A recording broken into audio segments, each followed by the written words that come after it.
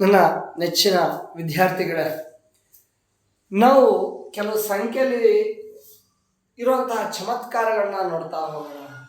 ಕೆಲವೊಂದು ಸಂಖ್ಯೆಗಳಲ್ಲಿ ತುಂಬ ವಿಶೇಷತೆ ಇರುತ್ತೆ ಮಕ್ಕಳೇ. ಈಗ ಉದಾಹರಣೆ ಅಂತ ಒಂದು ಚಮತ್ಕಾರ ಇರುವಂತಹ ಸಂಖ್ಯಾಕ್ರಮದ ಬಗ್ಗೆ ನಾನು ನಿಮಗೆ ಹೇಳ್ತಾ ಹೋಗ್ತೇನೆ ಮಕ್ಕಳೇ. ಈಗ ನೀವೇನು ಮಾಡಬೇಕು ಅಂದರೆ ಒಂದು 3 ಅಂಕಿ ಸಂಖ್ಯೆ ಹೇಳಬೇಕು, ಯಾವುದಾದ್ರೂ ಆಯಿತು. You can tell any 3 digit number. Okay, ಅದು ಹೆಂಗಿರ್ಬೇಕಪ್ಪ ಅಂದರೆ ಮೊದಲನೇ ಅಂಕಿ 3ನೇ ಅಂಕಿಗಿಂತ ದೊಡ್ಡದಾಗಿರ್ಬೇಕು. ಆಯ್ತಾ, ದೊಡ್ಡದಾಗಿರ್ಬೇಕು. ಆಯ್ತಾ, ಆ ಥರ ದೊಡ್ಡದಾಗಿರುವಂತೆ ನೀವು ಹೇಳಬೇಕು. ಓಕೆ, ಎಷ್ಟು ಹೇಳ್ತೀರಾ? ಒಂದು 3 ಅಂಕಿ ಸಂಖ್ಯೆ.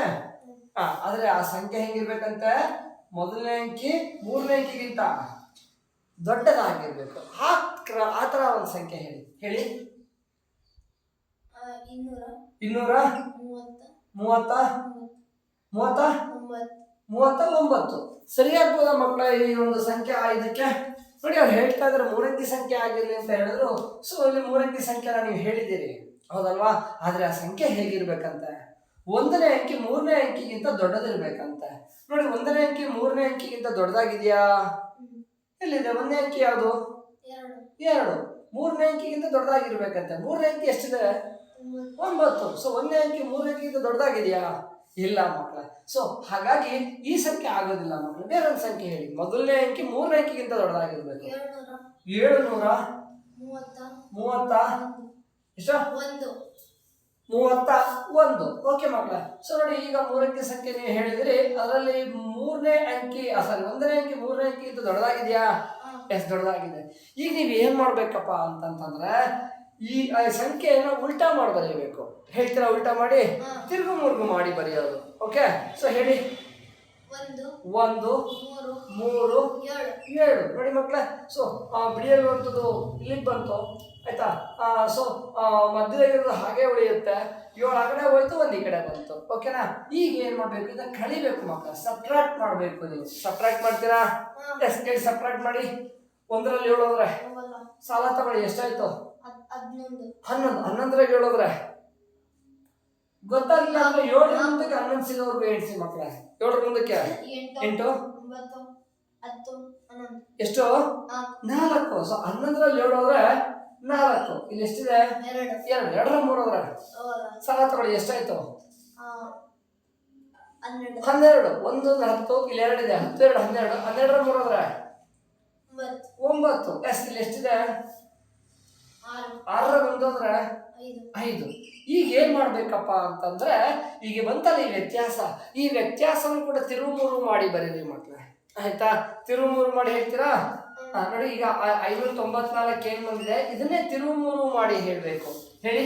4 9 5 495. ಓಕೆ, ಸೊ ಈಗ ಏನ್ ಮಾಡ್ಬೇಕು, ಇವೆರಡನ್ನು ಕೂಡ ನೀವು ಕೂಡ್ಬೇಕು.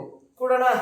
ಕೂಡಿ. 4 5 9 9 ಯೋಚನೆ ಮಾಡಿ. 9 9 16. ನೋಡಿ ಮಕ್ಕಳೇ, ಗಣಿತ ಇದೆಲ್ಲ ಲೆಕ್ಕಾಚಾರ ಇದೆಲ್ಲ ಒಂದೇ ಒಂದು ಸೆಕೆಂಡ್ ನಿಮ್ಮ ಏಕಾಗ್ರತೆ ಕಳ್ಕೊಂಡ್ರಿ ಅಂದ್ರೆ ನಿಮಗೆ ಉತ್ತರಗಳು ತಪ್ಪಾಗ್ತವೆ. ನಿಮ್ಗೆ ಗೊತ್ತಿರುತ್ತೆ, ನೀವು ಕಲ್ತಿರ್ತೀರಿ. ಆದರೆ ನಿಮ್ಮ ಏಕಾಗ್ರತೆ ಕಳ್ಕೊಂಡ್ರಿ ಅಂದ್ರೆ ನಿಮ್ಮೆಲ್ಲ ಲೆಕ್ಕಗಳು ತಪ್ಪಾಗ್ತವೆ. ಹಾಗಾಗಿ ಲೆಕ್ಕಗಳನ್ನ ಮಾಡ್ಬೇಕಾದ್ರೆ ಯಾವುದೇ ಕಾರಣಕ್ಕೂ ಏಕಾಗ್ರತೆ ಕಳ್ಕೊಬೇಡಿ. ಸೊ 9 9 18ಕ್ಕೆ 8 ದಶಕ 1 5 1 5 1 6 4 10. ಸೊ ಎಷ್ಟು ಬಂತು? 1089. ಮಕ್ಕಳೇ, ಏನಾದರೂ ಚಮತ್ಕಾರ ಕಂಡ್ರ ನೀವು? ಏನಾದ್ರೂ ಮ್ಯಾಜಿಕ್ ನೋಡಿದ್ರ? ಇಲ್ಲ ಅಲ್ಲ. ಇನ್ನೂ ಒಂದು ಉದಾಹರಣೆ ತೆಗೆದುಕೊಳ್ಳೋಣ ಮಕ್ಕಳೇ. ನೀವು ಆ ಮ್ಯಾಜಿಕ್ ಏನು ಅಂತ ನಿಮ್ಗೆ ಗೊತ್ತಾಗಬೇಕು ಅಂದ್ರೆ ಇನ್ನೂ ಒಂದು ಉದಾಹರಣೆ ತೆಗೆದುಕೊಳ್ಳಿ. ಇದೇ ತರ ಇನ್ನೊಂದು 3 ಅಂಕಿ ಸಂಖ್ಯೆ ಹೇಳಿ ಮಕ್ಕಳೇ. ಅದು ಹೆಂಗಿರ್ಬೇಕಪ್ಪ ಅಂತಂತಂದ್ರೆ, ಮೊದಲನೇ ಅಂಕಿ 3ನೇ ಅಂಕಿಗಿಂತ ದೊಡ್ಡದಾಗಿರ್ಬೇಕು. ಹೇಳ್ತೀರಾ? ಹೇಳಿ. 700. ಬೇರೆ ಇಲ್ಲಿ 700 ತಗೊಂಡಿದ್ರಿ, ಬಿಟ್ಟು ಬೇರೆ ತಗೊಂಡಿದ್ರಿ. ಎಷ್ಟು? 320 ಅಂತ. ಓಕೆ, ಸೊ ಒಂದು 3 ಅಂಕಿ ಸಂಖ್ಯೆ ತೆಗೆದುಕೊಂಡಿದ್ರೆ ಮೊದಲನೇ ಅಂಕಿ 3ನೇ ಅಂಕಿಗಿಂತ ದೊಡ್ಡದಾಗಿದೆ. Okay, right. ಈಗ ಏನ್ ಮಾಡಿ, ತಿರುಮುರು ಮಾಡಿ ಬರೀರಿ. ಹೇಳಿ. 0 2 3. ಅಲ್ಲಿಗೆ ಎಷ್ಟಾಯ್ತು? 23 ಆಯ್ತು. ಇದೇನ್ ಮಾಡ್ಬೇಕು? ಕಲೀರಿ ಮಕ್ಕಳೇ. 0 3 ಹೋದ್ರೆ ಸಾಲ ತಗೊಳ್ಳಿ. ಎಷ್ಟಾಯ್ತು? 10ರ 3 ಹೋದ್ರೆ ಯೋಚನೆ ಮಾಡಿ. 10ರಲ್ಲಿ 3 ಹೋದ್ರೆ ಮಕ್ಕಳೇ 10ರಲ್ಲಿ 3 ಹೋದ್ರೆ 7. ಇಲ್ಲಿ ಎಷ್ಟಿದೆ?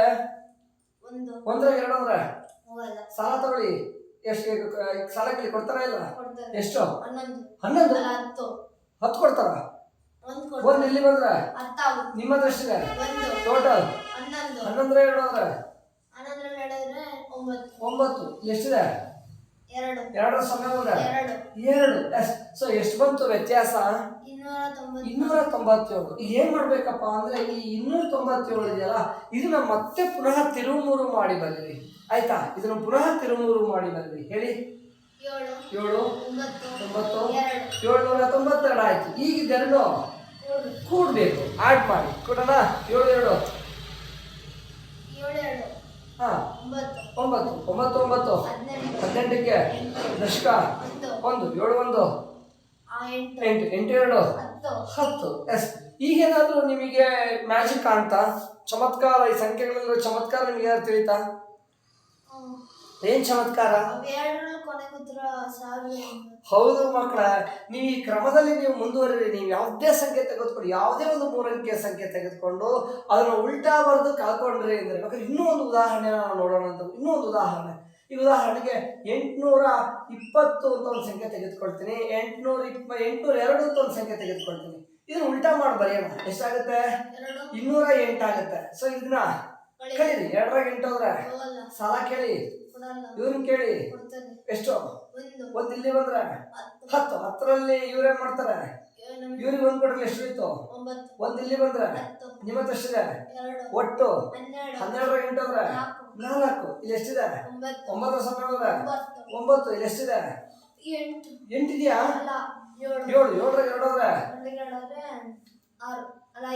ಎಷ್ಟು ಬೇಡ? 5 6 5. ಎಸ್. ಸೊ 594 ಬಂತು. ಈಗ 594 ಏನ್ ಮಾಡ್ಬೇಕು? ಪುನಃ ಉಲ್ಟಾ ಬರ್ಕೊಳ್ಳಿ. ಇವಾಗ ಎಷ್ಟಾಗುತ್ತೆ? 495. ಈಗ ಎರಡನೇ ಏನ್ ಮಾಡ್ಬೇಕು? ಕೂಡಿ. 5 4 9 9 9 18ಕ್ಕೆ 8 ದಶಕ 1 5 4 9 1 10. ನೋಡಿ, ನೀವು ಯಾವುದೇ 3 ಅಂಕೆ ಸಂಖ್ಯೆ ತೆಗೆದುಕೊಂಡು ಅದು ಉಲ್ಟಾ ಬರ್ಕೊಂಡು ಕಳೆದ್ರಿ ಅಂದ್ರೆ, ಕಳೆದಾಗ ಬರೋ ಉತ್ತರ ಮತ್ತೆ ಪುನಃ ಉಲ್ಟಾ ಬರ್ಕೊಂಡು ಕೂಡಿದ್ರಿ ಅಂದ್ರೆ ಯಾವಾಗ್ಲೂ ಮೊತ್ತ ಎಷ್ಟು ಬರುತ್ತೆ? 1089. 1089 ನಿಮಗೆ ಮೊತ್ತವಾಗಿ ಸಿಗುತ್ತೆ ಮಕ್ಕಳೇ. ಒಂದು ಚಮತ್ಕಾರ ಅಲ್ಲ, ಒಂದು ವಿಶೇಷತೆ ಅಲ್ಲ ಇದು? ಎಸ್ ಮಕ್ಕಳೇ, ಖುಷಿ ಆಯ್ತಾ ಈ ಒಂದು ಸಂಖ್ಯೆಗಳಿನ ಈ ಒಂದು ಚಮತ್ಕಾರವನ್ನ ಕಂಡು? ಎಸ್ ವಿದ್ಯಾರ್ಥಿಗಳೇ, ನಿಮಗೀಗೊಂದು ಒಂದು ಚಾಲೆಂಜ್ ಇದೆ, ಒಂದು ಟಾಸ್ಕ್ ಇದೆ ಮಕ್ಕಳೇ. ಏನಪ್ಪ ಅಂದರೆ, ನೀವೀಗೇನು ಮಾಡಬೇಕು ಅಂದರೆ 20 ರೂಪಾಯಿಗಳನ್ನ ನೀವು ಕರೆಕ್ಟಾಗಿ 20 ಜನಕ್ಕೆ ಹಂಚಬೇಕು. 20 ರೂಪಾಯಿಗಳನ್ನ 20 ಜನಕ್ಕೆ ಹಂಚಬೇಕು. ಹೇಗೆ ಹಂಚಬೇಕಪ್ಪ ಅಂತಂದ್ರೆ, ಪ್ರತಿ ಗಂಡಸರಿಗೆ ಒಬ್ಬೊಬ್ಬರಿಗೆ 3 ರೂಪಾಯಿ ಹಂಗೆ ಹಂಚಬೇಕು. ಹೆಂಗಸರಿಗೆ ಒಬ್ಬರಿಗೆ 2 ರೂಪಾಯಿ ಹಂಗೆ ಹಂಚಬೇಕು. ಮಕ್ಕಳಿದ್ದಾರೆ, ಮಕ್ಕಳಿಗೆ ಒಬ್ಬೊಬ್ಬರಿಗೆ 50 ಪೈಸದಂಗೆ ಹಂಚಬೇಕು. ಹಾಗಾದ್ರೆ ಎಷ್ಟು ಜನ ಗಂಡಸರಿಗೆ ಹಂಚುತ್ತೀರಿ? ಎಷ್ಟು ಜನ ಹೆಂಗಸರಿಗೆ ಹಂಚುತ್ತೀರಿ? ಎಷ್ಟು ಮಕ್ಕಳಿಗೆ ಆ 20 ರೂಪಾಯಿಗಳನ್ನ ಹಂಚುತ್ತೀರಿ ಅಂತ ಕೇಳ್ತಾ ಇದ್ದಾರೆ ಮಕ್ಕಳ. ಆಯ್ತಾ? ಸೊ ಹೇಳುವಂತ ಪ್ರಯತ್ನ ಮಾಡ್ತೀರಾ? ಎಸ್, ಯೋಚನೆ ಮಾಡಿ ಮಕ್ಕಳ. ಎಷ್ಟು ಜನ ಗಂಡ 20 ರೂಪಾಯಿನ 20 ಜನಕ್ಕೆ ಹಂಚಬೇಕು? 20 ರೂಪಾಯಿನ 20 ಜನಕ್ಕೆ ಹಂಚಬೇಕು. ಪ್ರತಿ ಗಂಡಸರಿಗೆ 3 ರೂಪಾಯಿ, ಪ್ರತಿ ಹೆಂಗಸರಿಗೆ 2 ರೂಪಾಯಿ, ಪ್ರತಿ ಮಗುವಿಗೆ 50 ಪೈಸೆ ಹಣವನ್ನ ನೀವು ಕೊಡಬೇಕು. ಸೊ ಹಂಚಿದಾಗ ಕರೆಕ್ಟಾಗಿ 20 ಜನ ಆಗ್ಬೇಕು, 20 ರೂಪಾಯಿ ಖಾಲಿ ಆಗ್ಬೇಕು. ಯೋಚನೆ ಮಾಡಿ. 3 ಜನ ಗಂಡಸರಿಗೆ ಹಂಚ್ತೀರಾ? ಸೊ 3 ಜನ ಅಂತ 3 ಜನಕ್ಕೆ ಒಬ್ಬೊಬ್ಬರಿಗೆ ಎಷ್ಟೆಷ್ಟು ರೂಪಾಯಿ? 3 ರೂಪಾಯಿ. ಅಲ್ಲಿಗೆ ಎಷ್ಟಾಯ್ತು? 9 ರೂಪಾಯಿ ಆಯ್ತು. ಹೆಂಗಸರಿಗೆ ಎಷ್ಟೆಷ್ಟು ಹಂಚ್ತೀರಿ? ಇಬ್ರು ಹೆಂಗಸರಿಗೆ ಹಂಚ್ತೀರಾ? ಆಯ್ತಪ್ಪ. ಅವರು 3 ಜನಕ್ಕೆ ಹಂಚ್ತೀರಾ? ಆಯ್ತು. ಒಬ್ಬೊಬ್ಬರಿಗೆ ಎಷ್ಟೆಷ್ಟು? 2 ರೂಪಾಯಿ. ಅಲ್ಲಿಗೆ ಎಷ್ಟಾಯ್ತು? 6 ರೂಪಾಯಿ ಆಗುತ್ತೆ. ಹೌದಾ? ಒಬ್ಬೊಬ್ರಿಗೆ 2 ರೂಪಾಯಿನ 3 ಜನಕ್ಕೆ 6 ರೂಪಾಯಿ ಆಯ್ತು. ಎಷ್ಟು ಮಕ್ಕಳು? 3 3 6 ಜನ ಆದ್ರು. 20 ಜನ ಆಗ್ಬೇಕಾದ್ರೆ ಮಕ್ಕಳೆಷ್ಟು? 14 ಜನ ಮಕ್ಕಳು. 14 ಮಕ್ಕಳಿಗೆ ಒಬ್ಬೊಬ್ಬರಿಗೆ ಎಷ್ಟು? 50 ಪೈಸೆ ಹಂಚ್ಬೇಕು. 50 ಪೈಸೆ ಅಂದ್ರೆ ರೂಪಾಯಿ ಎಷ್ಟು ಭಾಗ? ಅರ್ಧ ಭಾಗ. ಅಂದ್ರೆ 14 ರೂಪಾಯಲ್ಲಿ 14 ಅರ್ಧ ಅಂದ್ರೆ 7 ರೂಪಾಯಿ ಆಯ್ತು. ಓಕೆ. ಸೊ ಜನ ಏನೋ 20 ಆದ್ರು, ಹಣ 20 ಆಗುತ್ತೆ ನೋಡಿ. 9 6 9 6 9 10 10 5 15 15 7 15 5 22 22. ಓಕೆ. ಸೊ 20 ಜನ ಆದ್ರು ಅಂದ್ರೆ 22 ರೂಪಾಯಿ ಆಯ್ತಾ? ಆಗ್ತಾ ಇಲ್ಲ. ಇಬ್ರು ಗಂಡಸರು ಮಾಡ್ಕೊತೀರಾ? ಆಯ್ತು. ಇಬ್ರು ಗಂಡಸರಿಗೆ ಹಂಚಿ ಹೆಂಗಸರ ಸಂಖ್ಯೆ ಕಡಿಮೆ ಜಾಸ್ತಿ ಮಾಡ್ಕೊತೀರಾ? ಆಯ್ತು. ಒಬ್ರಿಗೆ 3 ರೂಪಾಯಿ ಆದ್ರೆ ಇಬ್ರಿಗೆ 6 ರೂಪಾಯಿ ಆಯ್ತು. ಒಬ್ರಿಗೆ 2 ರೂಪಾಯಿ ಆದ್ರೆ 4 ಜನಕ್ಕೆ 8 ರೂಪಾಯಿ ಆಯ್ತು.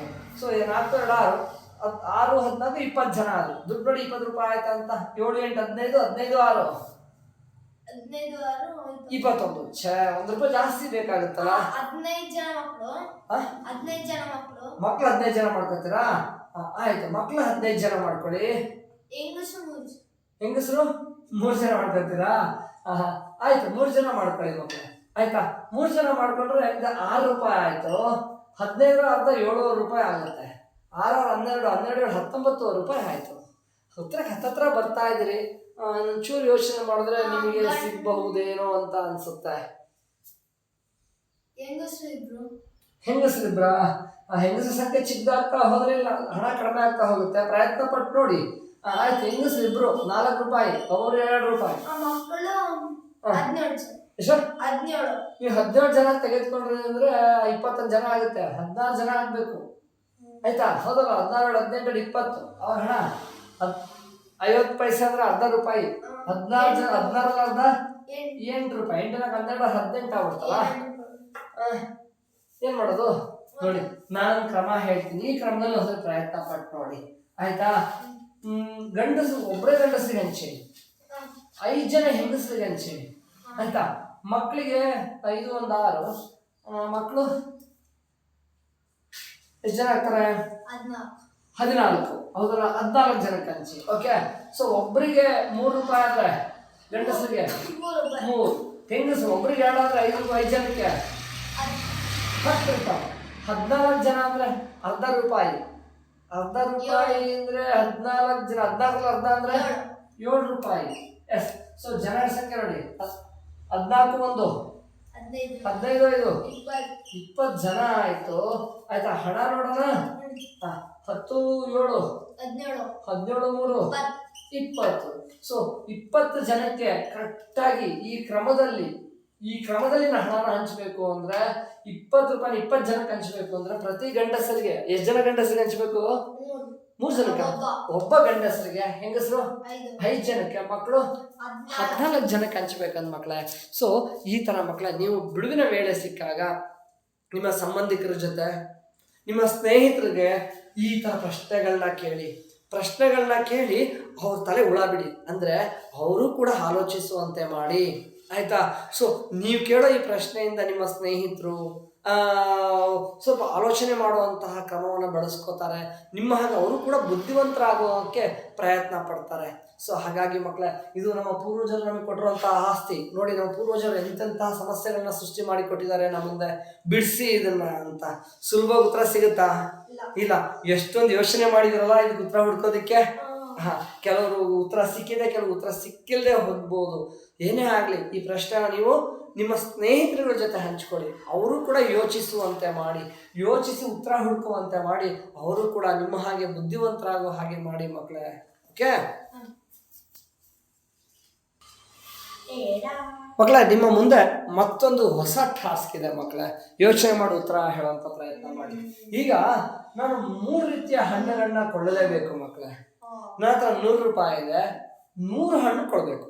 100 ರೂಪಾಯಲ್ಲಿ 100 ಹಣ್ಣು ತಗೋಬೇಕು. ಆಯ್ತಾ? ನೆನ್ಪಿಟ್ಕೊಳ್ಳಿ ಮಕ್ಕಳೇ, ನಾನು 3 ಥರದ ಹಣ್ಣು ತಗೋಬೇಕು. ನಾನು 3 ಥರದ ಹಣ್ಣುಗಳನ್ನ ಕೊಳ್ಳಬೇಕಾಗಿದೆ. 100 ರೂಪಾಯಿಗೆ 100 ಹಣ್ಣನ್ನೇ ತೆಗೆದುಕೊಂಡು ಹೋಗ್ಬೇಕಾಗಿದೆ. 100 ರೂಪಾಯಿಗೆ 100 ಹಣ್ಣುಗಳನ್ನು ನಾನು ಕೊಂಡ್ಕೊಂಡು ಹೋಗ್ಬೇಕಾಗಿದೆ ಮಕ್ಕಳೇ. ಆಯ್ತಾ? ಒಂದು ಮಾವಿನ ಹಣ್ಣಿಗೆ ಯಾವ್ಯಾವ 3 ಥರದ ಹಣ್ಣು ಅಂದ್ರೆ, ಒಂದು ಮಾವಿನ ಹಣ್ಣು, ನೇರಳೆ ಹಣ್ಣು, ನಿಂಬೆ ಹಣ್ಣು. ಒಂದು ಮಾವಿನ ಹಣ್ಣಿಗೆ 5 ರೂಪಾಯಿ. 20 ನೇರಳೆ ಹಣ್ಣಿಗೆ 1 ರೂಪಾಯಿ. 1 ನಿಂಬೆ ಹಣ್ಣಿಗೆ 1 ರೂಪಾಯಿ. ನೀವು ಅನ್ಕೋಬಹುದು, ಸರ್ 20 ನೇರಳೆ 1 ರೂಪಾಯಿ ಕೊಡ್ತಾರಾ ಸರ್? 1 ರೂಪಾಯಿ ಏನು ಬರಲ್ಲ ಅಂತ. ಮಕ್ಕಳ, ಇದು ಜಸ್ಟ್ ಫಾರ್ ಫನ್. ಆಯ್ತಾ? ನೀವು ನಿಮ್ಮ ಆಲೋಚನಾ ಶಕ್ತಿನ ಹೆಚ್ಚಿಸ್ಕೊಳ್ಳೋಕ್ಕೆ. ಆಯ್ತಾ? ಜಸ್ಟ್ ಸುಮ್ಮನೆ ಹಾಗೆ ಉದಾಹರಣೆ ತೆಗೆದುಕೊಂಡು ನೀವು ಆ ವಸ್ತು ಸಂಖ್ಯೆಗೂ ಆ ಬೆಲೆಗೂ ನೀವು ಏನು ಹೋಲಿಕೆ ಮಾಡೋಕ್ಕೆ ಹೋಗಬೇಡಿ. ಎಸ್. ಸೊ ಹಾಗಾದ್ರೆ ನಾನು 100 ರೂಗೆ 100 ಹಣ್ಣು ಕೊಡ್ಬೇಕಾದ್ರೆ ಎಷ್ಟು ಮಾವಿನ ಹಣ್ಣು ತಗೋಬೇಕು, ಎಷ್ಟು ನೇರಳೆ ಹಣ್ಣು ತಗೋಬೇಕು, ಎಷ್ಟು ನಿಂಬೆ ಹಣ್ಣುಗಳನ್ನ ತಗೋಬೇಕು ಅಂತೇಳಿ ಯೋಚನೆ ಮಾಡಿ ಹೇಳ್ತೀರಾ? ಹೇಳಿ ಹಾಗಾದ್ರೆ. ನೋಡಿ, ಎಷ್ಟು ಮಾವಿನ ಹಣ್ಣನ್ನ ತಗೋಬೇಕಾಗುತ್ತೆ? 5 ಮಾವಿನ 6 ಮಾವಿನ ಹಣ್ಣು ತಗೋತೀರಾ? ಆಯ್ತು. 1 ಮಾವಿನ ಹಣ್ಣಿಗೆ ಎಷ್ಟು ರೂಪಾಯಿ? 5 ರೂಪಾಯಿ. 1 ಮಾವಿನ ಹಣ್ಣಿಗೆ 5 ರೂಪಾಯಿ ಆದ್ರೆ 6 ಮಾವಿನ ಹಣ್ಣಿಗೆ ಎಷ್ಟಾಗುತ್ತೆ? 30 ರೂಪಾಯಿ ಆಗುತ್ತೆ. ಓಕೆ. ನೇರಳೆ ಹಣ್ಣು 20 ನೇರಳೆ 1 ರೂಪಾಯಿ ಆಗುತ್ತೆ. ಎಷ್ಟು ನೇರಳೆ ಹಣ್ಣು ತಗೋತೀರಿ? ನೋಡಿ, ಕರೆಕ್ಟಾಗಿ 100 ರೂಪಾಯಿಗೆ 100 ಹಣ್ಣು ಹಾಕ್ಬೇಕು. ಎಷ್ಟು ನೇರಳೆ? 50 ನೇರಳೆ ಹಣ್ಣು ತೆಗೆದುಕೊಳ್ತೀರಾ? 50 ನೇರಳೆ ಹಣ್ಣು ತೆಗೆದುಕೊಂಡ್ರೆ ನೋಡಿ, ಆಯ್ತು, 50 ತೆಗೆದುಕೊಳ್ತೀರಲ್ವಾ? 50 ತೆಗೆದುಕೊಂಡ್ರೆ 20 ನೇರಳೆ ಹಣ್ಣಿಗೆ 1 ರೂಪಾಯಿ ಆಗುತ್ತೆ. ಹಂಗಾರೆ 50ಕ್ಕೆ 300 ನೇರಳೆ ಹಣ್ಣು ತೆಗೆದುಕೊಳ್ತಾರ. ನೀವು ನೇರಳೆ ಹಣ್ಣು 300 ತೆಗೆದುಕೊಂಡ್ರೆ ಅವ್ರು ಹೇಳ್ತಾ ಇದ್ದು 100 ರೂಪಾಯಿ 100 ಹಣ್ಣು ತಗೋಬೇಕು ಅಂತ. ಎಷ್ಟು? 60 ತೆಗೆದುಕೊಳ್ತೀರಾ? ಆಯ್ತು. 60 ನೇರಳೆ ಹಣ್ಣು ತೆಗೆದುಕೊಳ್ಳಿ. 20 ನೇರಳೆ ಹಣ್ಣಿಗೆ 1 ರೂಪಾಯಿ ಆದ್ರೆ 60 ನೇರಳೆ ಹಣ್ಣಿಗೆ ಎಷ್ಟು? 3 ರೂಪಾಯಿ ಆಗುತ್ತೆ. ಓಕೆ. ನಂತರ ನಿಂಬೆ ಹಣ್ಣು ಎಷ್ಟು ತೆಗೆದುಕೊಳ್ತೀರಿ? 60, ಇದು 6 ಆಯ್ತು. 44 ತಗೋಬೇಕಾಗುತ್ತೆ. ಒಂದೊಂದಕ್ಕೆ 1 ರೂಪಾಯಿ ಆದ್ರೆ ಇದು 44 ಆಯ್ತು. ಹಣ್ಣುಗಳೇನು 60 ನೋಡಿ, ಹಣ್ಣುಗಳು ಈಗ ನೋಡಿ, ಇಲ್ಲಿ ಎಷ್ಟಾಯ್ತು?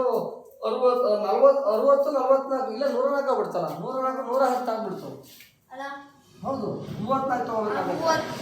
34 ತೆಗೆದುಕೊಳ್ಳಿ. ಓಕೆ. ಆಗ ಇದು ಕೂಡ 34 ಆಗುತ್ತೆ. ಹಣ್ಣುಗಳೆಲ್ಲ 100 ಆದವಪ್ಪ, ಆದ್ರೆ ಹಣ ನೋಡಿ 100 ಆಯ್ತಾ? 100 ಆಗಿದೆಯಾ? ಇಲ್ಲ. ಸೊ 100 ಹಣ್ಣು ಹಾಕ್ಬೇಕು ಅಂದ್ರೆ ಏನ್ ಮಾಡ್ಬೇಕಾಗಾದ್ರೆ? ಎಷ್ಟು ಮಾವಿನ ಹಣ್ಣು, ಎಷ್ಟು ನೇರಳೆ ಹಣ್ಣು, ಎಷ್ಟು ನಿಂಬೆ ಹಣ್ಣು ತಗೋಬೇಕಾಗುತ್ತೆ? ಯೋಚನೆ ಮಾಡಿ ನೋಡೋಣ. 20 ಮಾವಿನ ಹಣ್ಣು ತೆಗೆದುಕೊಳ್ತೀರಾ? ಏನ್ ಮಾಡ್ಬೇಕು ಅಂದ್ರೆ ಒಂದು ಕೆಲಸ ಮಾಡಿ. ಎಷ್ಟು ಒಂದು 19 ಮಾವಿನ ತಗೊಳ್ಳಿ. ಆಯ್ತಾ? 19 ಮಾವಿನ ತಗೊಳ್ಳಿ. 19 ಮಾವಿನ ಎಷ್ಟು ರೂಪಾಯಿ ಆಗುತ್ತೆ? 1ಕ್ಕೆ 5 ರೂಪಾಯಿ ಆದ್ರೆ 19ಕ್ಕೆ ಏನ್ ಮಾಡ್ಬೇಕು? ಗುಣಿಸಿ. 5 9 45ಕ್ಕೆ 5 ದಶಕ 5ರಲ್ಲಿ 5 4 9.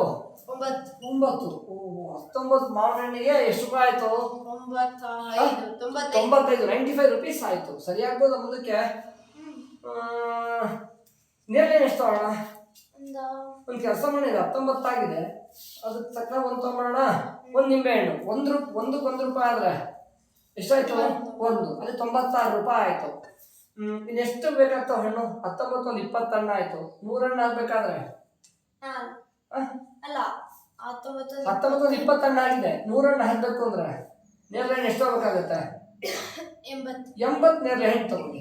ಆಯ್ತಾ? 20 ನೇರಳೆ ಹಣ್ಣಿಗೆ 1 ರೂಪಾಯಿ ಆದ್ರೆ 80ಕ್ಕೆ 20ಕ್ಕೆ 1 ರೂಪಾಯಿ, 40ಕ್ಕೆ 2 ರೂಪಾಯಿ, 60ಕ್ಕೆ 3, 80ಕ್ಕೆ 4 ರೂಪಾಯಿ ಆಗುತ್ತೆ.